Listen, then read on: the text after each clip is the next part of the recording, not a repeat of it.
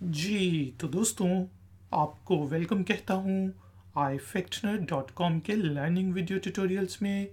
आज के video tutorial में हम बात करेंगे कि फियर ऑफ पब्लिक स्पीकिंग क्या होता है। इसी चीज़ को हम स्टेज फ्राइट भी कहते हैं, या फिर स्पीच एंजाइटी कहते हैं, या फिर ग्लोसोफोबिया कहते हैं। ये बेसिकली लोगों को क्यों होता है, और फिर मैं आपको कुछ टिप्स एंड ट्रिक्स बताऊंगा कि इस फियर ऑफ पब्लिक स्पीकिंग को ओवरकम करके आप पब्लिक में कैसे बोल सकते हैं। तो जैसा कि नाम जाहिर है, glossophobia, speech anxiety, fear of public speaking या स्टेज फ्राइट उस डर को कहते हैं जो आपको लगता है जब आपने लोगों के सामने, कुछ एक ग्रुप के सामने कोई चीज़ बोलनी हो, कोई प्रेजेंटेशन देनी हो, कोई स्पीच देनी हो। अगर तो आपको भी इस तरह का डर लगता है तो आप दुनिया में अकेले नहीं हैं, बल्कि दुनिया में बहुत ज़्यादा लोग ऐसे हैं। एक सर्वे के मुताबिक 75% जो दुनिया की पॉपुलेशन है, जो 75% दुनिया में लोग हैं, उनको किसी न किसी किस्म की स्पीच एंजाइटी अपनी ज़िंदगी में किसी न किसी वक्त होती है। और एक और सर्वे के मुताबिक लोगों से पूछा गया कि आपको मौत से ज़्यादा डर लगता है या फिर पब्लिक स्पीकिंग से ज़्यादा डर लगता है, तो आपको पता है कि 50% से ज़्यादा लोगों ने जवाब दिया कि उन्हें ज़्यादा डर पब्लिक स्पीकिंग से लगता है। ऐसा ही कुछ मामला मेरे साथ भी था। जब मैं एमबीए कर रहा था तो मुझे अभी भी याद है कि जो मेरी पहली प्रेजेंटेशन थी अकाउंटिंग के सब्जेक्ट में, उसमें मैंने सिर्फ 3 मिनट प्रेजेंटेशन देनी थी, और वो भी अपने 20 या 25 क्लास फेलोज़ के सामने। तो आपको पता है क्या हुआ कि उन 3 मिनट्स में उन 20-25 लोगों के सामने मैं 20-25 शब्द, 20-25 अल्फाज तक नहीं बोल सका था। मैं जैसे ही स्टेज पे गया, मेरा मुंह खुश्क हो गया, मेरी आवाज़ गायब हो गई, मुझे शिवरिंग शुरू हो गई। और यही चीज़ें basically fear of stage fright या फिर फियर ऑफ पब्लिक स्पीकिंग में लोगों को होती है। कुछ लोगों का ब्लड प्रेशर हाई हो जाता है, कुछ लोगों को शिवरिंग शुरू हो जाती है, कुछ लोग जो है सब कुछ ब्लैंक हो जाता है, भूल जाते हैं, कुछ लोगों का मुंह खुश्क हो जाता है, और भी ऐसे बहुत से सिम्टम्स हो जाते हैं। लेकिन मैंने अपने एक्सपीरियंस की बेस पे, अपने फिर जो मैंने और प्रेजेंटेशंस दी उनकी बेस के ऊपर कुछ सीखा, और उसके बाद मैंने दुनिया में हर कई मुल्कों में जाके, कई देशों में जाके साइंटिफिक पेपर्स प्रेजेंट किए, बहुत बड़ी बड़ी ऑडियंस के सामने मैंने प्रेजेंटेशंस दी, और कोशिश यही की डिफरेंट लैंग्वेजेस में दी। हिंदी उर्दू के अलावा मैंने इंग्लिश में कोशिश की कि मैं इंग्लिश में बहुत ज़्यादा प्रेजेंटेशंस दी, क्योंकि इंटरनेशनल कॉन्फ्रेंसेस होती इंग्लिश में हैं। और मैंने बेसिकली वो चीज़ जो मैं 3 मिनट में कुछ नहीं बोल सका था, और एक दिन में 5-5 पेपर्स को कैसे प्रेजेंट करना सीखा, वो मैं आपके साथ शेयर करता हूँ। तो सबसे पहले ये है कि ये चीज़ जो है फियर ऑफ पब्लिक स्पीकिंग, ये आहिस्ता आहिस्ता ख़त्म होती है। यानी कि पहली दफ़ा आपको बहुत ज़्यादा मसला होता है, दूसरी टाइम जब आप बोलेंगे किसी और ऑडियंस के सामने तो कम होगा, तीसरे टाइम कम होगा, चौथे टाइम कम होगा, और इसी तरह इसका ग्राफ नीचे जाता जाएगा। उसके साथ साथ जो चीज़ आपने बोलनी है, जो चीज़ आपने प्रेजेंट करनी है, उसको आपने बहुत अच्छी तरह तैयार करना है। चाहे आप बेसिकली अपनी स्पीच लिख के उसको बार बार प्रैक्टिस करके उसका रट्टा ही क्यों ना लगाएं शुरू में, लेकिन आपने उसको बहुत अच्छे तरीके से तैयार करना है। फिर जो आपने प्रेजेंटेशन देनी है, आप कोशिश करें कि वो आप अकेले में ज़्यादा से ज़्यादा प्रैक्टिस करें। रिकॉर्डिंग कर सकते हैं, रिकॉर्डिंग कर लें अपने मोबाइल फ़ोन पे।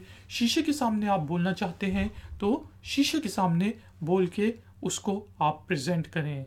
लेकिन कोशिश ये करें छोटे ग्रुप के सामने प्रेजेंट करें, अपने दोस्तों के सामने, घर वालों के सामने 2-3 लोगों को बिठा के प्रैक्टिस करें उस चीज़ को बोलने की। और शुरू शुरू में ये आपको करना पड़ेगा।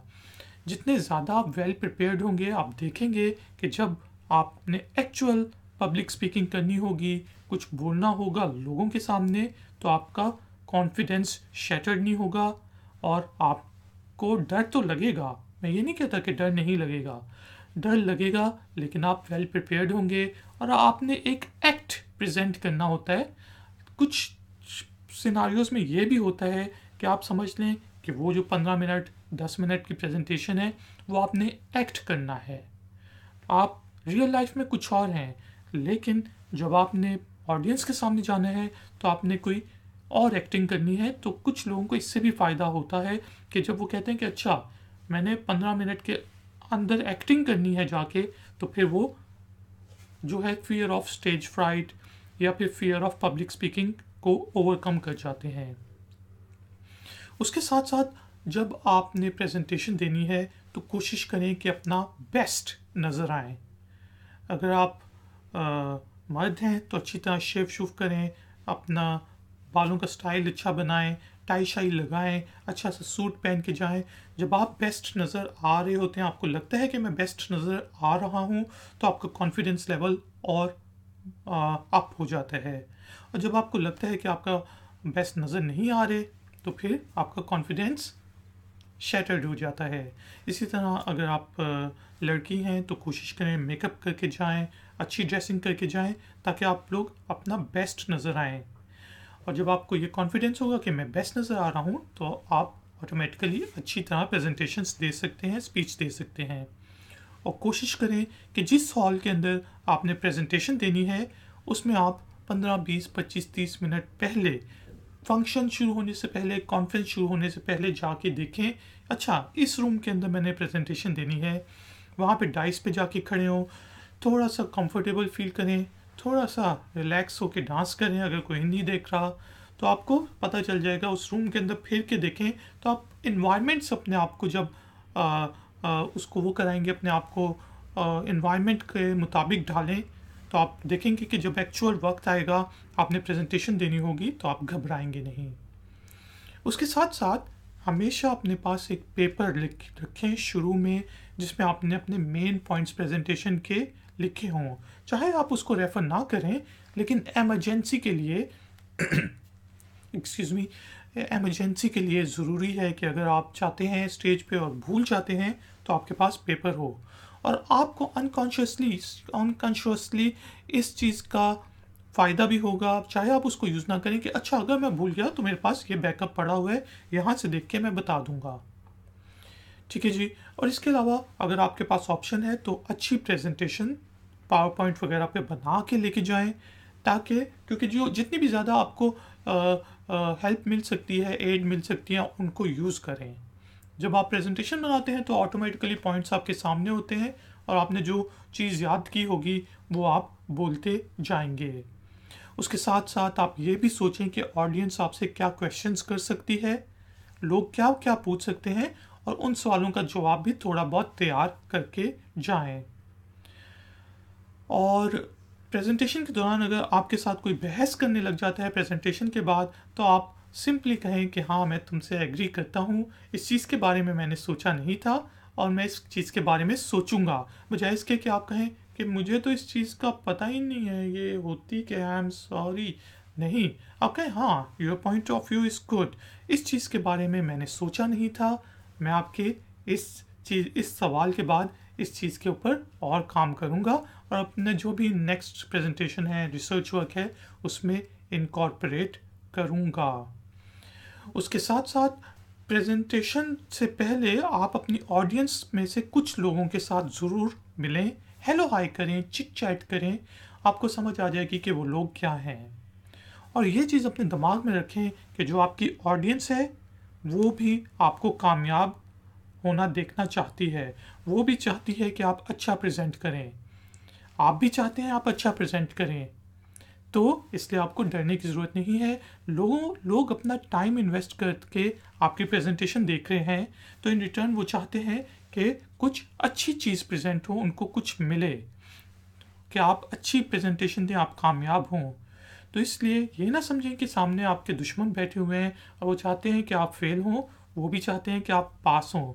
जिस तरह हम कोई मूवी देखने जाते हैं, तो हम पैसे इन्वेस्ट करते हैं, टाइम इन्वेस्ट करते हैं, और हम एक्सपेक्ट करते हैं, हम चाहते हैं कि वो मूवी अच्छी हो।